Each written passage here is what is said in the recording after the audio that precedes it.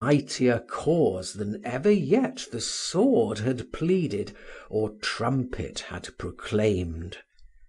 Then came sudden alarms, hurryings to and fro, trepidations of innumerable fugitives, I knew not whether from the good cause or the bad, darkness and lights, tempest and human faces, and at last, with the sense that all was lost, female forms, and the features that were worth all the world to me, and but a moment allowed, and clasped hands, and heart-breaking partings, and then everlasting farewells. And with a sigh, such as the caves of hell sighed when the incestuous mother uttered the abhorred name of death, the sound was reverberated, everlasting farewells, and again and yet again reverberated, everlasting farewells. And I awoke in struggles and cried aloud, I will sleep no more.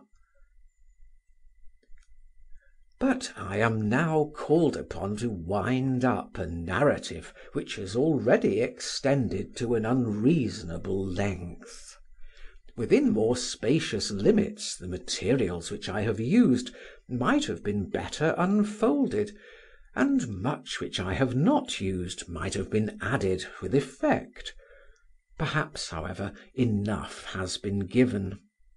It now remains that I should say something of the way in which this conflict of horrors was finally brought to a crisis.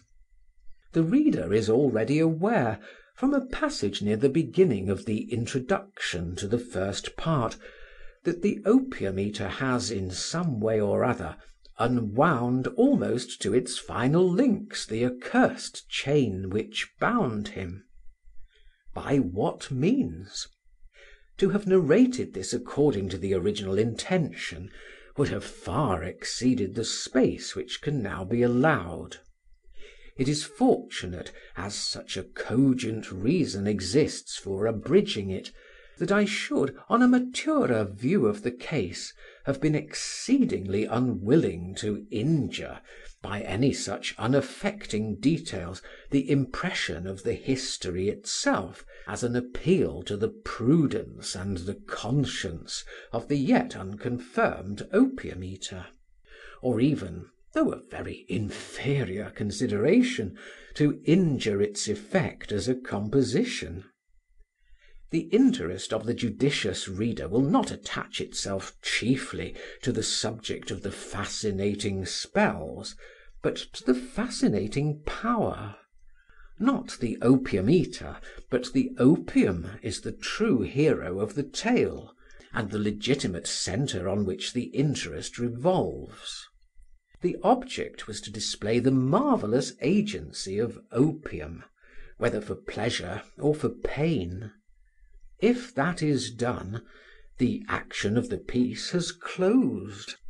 However, as some people, in spite of all laws to the contrary, will persist in asking what became of the Opium-Eater, and in what state he now is, I will answer for him thus.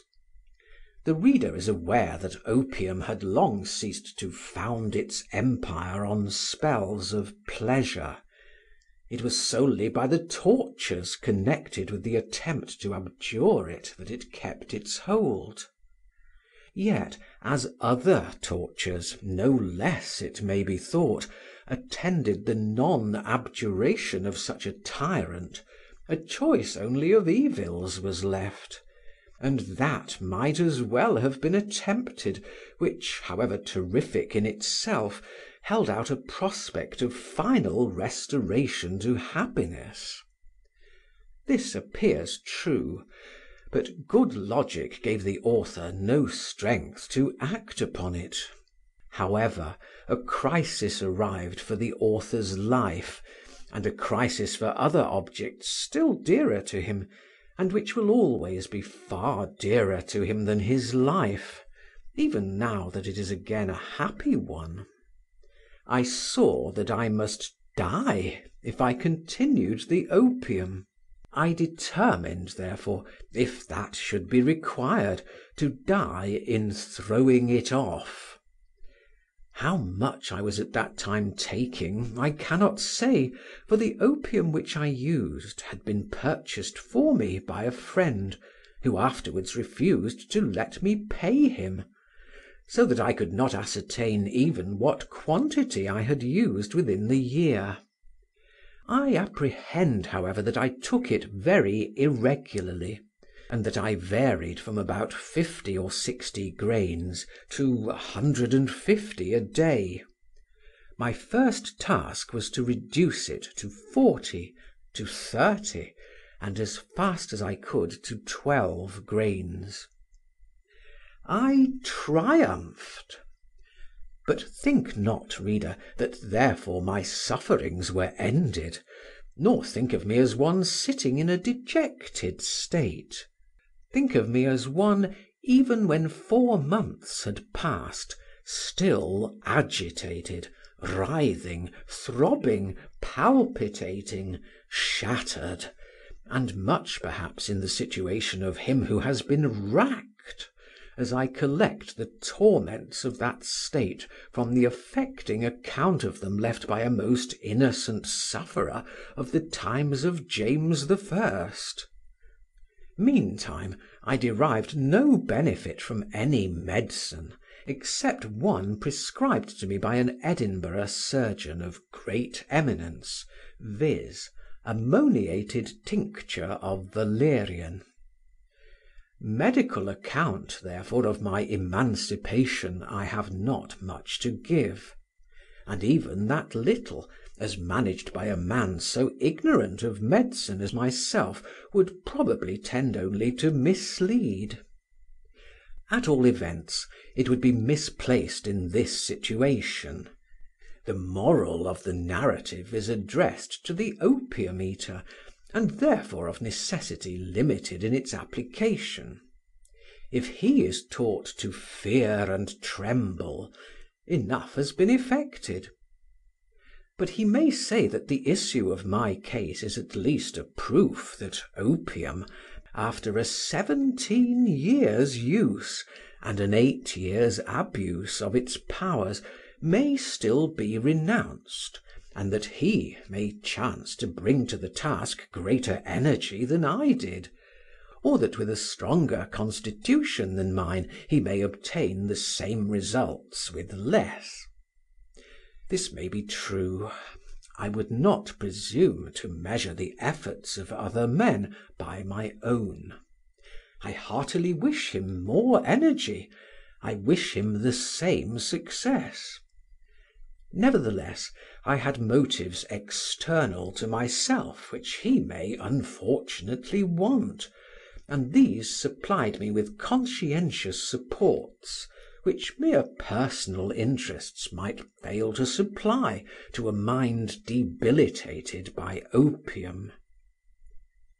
Jeremy Taylor conjectures that it may be as painful to be born as to die. I think it probable, and during the whole period of diminishing the opium, I had the torments of a man passing out of one mode of existence into another. The issue was not death, but a sort of physical regeneration, and I may add that ever since, at intervals, I have had a restoration of more than youthful spirits, though under the pressure of difficulties which in a less happy state of mind I should have called misfortunes. One memorial of my former condition still remains. My dreams are not yet perfectly calm. The dread swell and agitation of the storm have not wholly subsided. The legions that encamped in them are drawing off, but not all departed. My sleep is still tumultuous, and like the gates of paradise to our first parents,